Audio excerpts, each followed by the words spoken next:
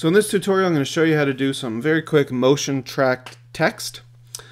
This is the main window. When you open After Effects, just click Close for now. This is your main window where your clips will appear when you're working on them. This is your timeline, and your layers will appear here, just like any other Adobe program. It's got layers. Projects, all your project files will live here. You've got some effects and some text things here. And then this may not be visible right away, but you can go under Window and change what you want to see. So I've just clicked to see the tracker, and we'll be using that later, and I'll remind you about that. So the first thing we need to do, it automatically makes a project. You can see it's called Untitled Project. So we need to actually make a new composition. So the project is already there, it's just an empty project, and now we need to make a composition inside of it. So we just go Composition, New Composition, or Command N. And I'm going to call this Motion Tracked Text. Now, the preset we're going to use, I want to use 720p. So the top one in this section, HDV/HDTV 720, 29.97 frames per second. So choose that one. Everything should be the same except the duration. Change it to 10 seconds. So this is where you set your name, your composition, how big it is, and how long it is. So 10 seconds is great. There we go, and you can see this goes to 10 seconds. So what we want to do is actually add text to a little piece of film that follows the action in that movie. So we have to get our movie into our project. You can go find it in your Finder and just drag it in here, or you can go File, Import, File, or Command I. And mine is on the desktop in a little folder. There's my movie. Click Open. Imports it, and as you can see, it shows up in your project. So in your project file list, you have the motion track text composition, which is open down here, and we have this movie. I'm just going to drag this movie into our composition. So there we go. Now this movie got shrunk a little bit, I believe, in iMovie. So I'm going to hold Shift after I click the corner, so it has to be afterwards, and drag this out so that we fill the frame. I'm just going to bring it back a little bit. I don't want to blow it up too much if I don't have to, but I might have to. So your clip should be 720p, so you don't have to worry about doing this, but I'm just going to fix mine. So there we go.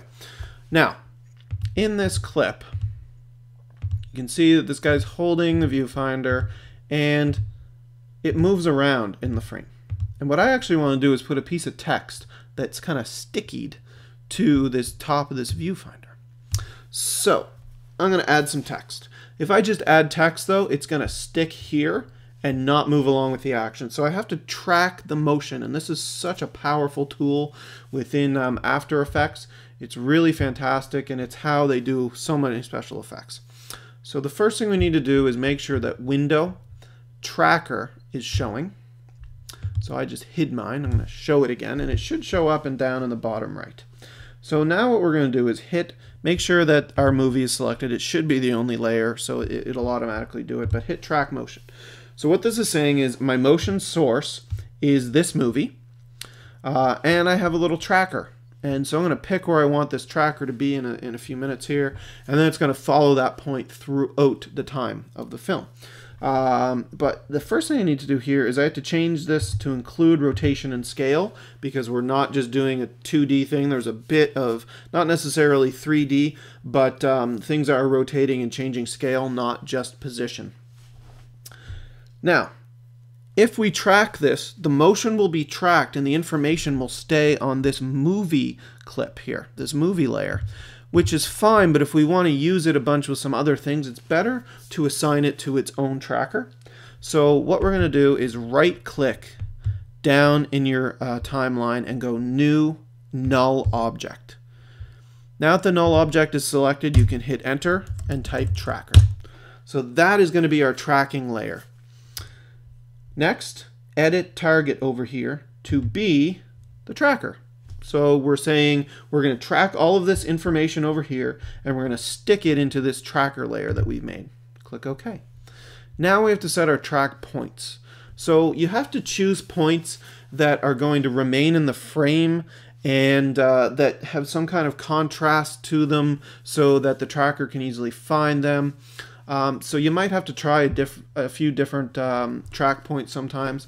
I'm going to make sure that my arrow is selected with the 4 little arrows inside. If you do the square, it won't work. That's changing the size of it. So I'm going to click. It's kind of in between the 2 boxes. I'm going to bring this up to this corner, because I've seen that this corner of the viewfinder kind of stays in the frame for almost all the video. And I'm going to move track point 2 to this outside corner. So with 2 track points, it's able to track position, scale, and rotation. There are my track points. I'm ready to go. So now I have to go analyze, and I'm going to analyze forward, which is this sort of play button, and I'm going to hit play. And what it's going to do is play your entire video, tracking those 2 points that you've set as best as it can. And then it's sending this tracking information, any movements that are made, to the tracker layer here. So you can see it's chugging along, and those tracking points are just staying in the frame there. His head doesn't quite cover it. And as the camera pulls away, they track okay. This is probably the point that we can see the limitations of the tracking, but that's good to see what it can and can't do. So there's the end of the shot, and then I click apply, and it will ask me dimensions. If it's only X or only Y, make sure it's X and Y. Click OK. It blows up our layer, and I'm going to go down here and hide that. Okay, so now you can see if you hide your tracker, that red mess disappears. So that is showing where the motion was tracked throughout this little video.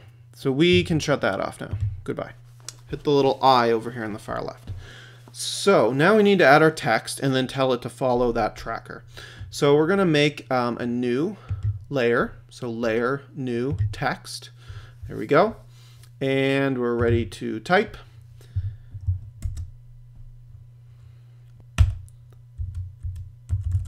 So I've typed viewfinder there, and now I'm going to go up and grab my move tool, selection tool, and I'm going to bring it up to the top, and that looks pretty good. So, and if I wanted to change the size, I can grab it over here. So you just click and hold on that. That's a decent size right there. I can change it to bold and all that kind of stuff. So I'm just going to bring it up a little bit more. There we go. So now if I click through, you can see that it just stays exactly the same, which is horrible, and that's not what we want at all. So what we want to do is tell it to follow the action in our tracker. And all we have to do is go parent over here and click tracker. And now when we click through, it follows the action that was tracked and put into our tracker layer. So, and right when it spins around here, oh, it's not too bad. So it's kind of following the action. So that's a really, really basic way to track motion and then attach text. Now the cool thing is you can add anything in here, and under parent, say your parent is the tracker and it will follow it. So you could put a cube in here, you could put a sun, you could put anything you want. It will follow that tracker layer. Now, to save your project so that it's a movie that you can actually do things with, you have to do something that's a little counterintuitive. You go to Composition, Add to Render Queue. And the settings I usually do is my output module. If I'm just using this on its own and not putting it into another video, I'll just use H.264. If you're going to use it with other things, you might want to do a lossless or a QuickTime or something. But I'm going to go H.264, and then where it says Output to, you can click Not Yet Specified and tell it exactly where you want to put it. Put it on your desktop, put it in a folder, whatever. I'll click Save. You can see it's going to output H.264 to motion track text. And then you click Render, and it will go through frame by frame. Depends on how long your video is. 10 seconds shouldn't take too long. And it will output into your folder. So that is a quick and dirty motion track text in Adobe After Effects.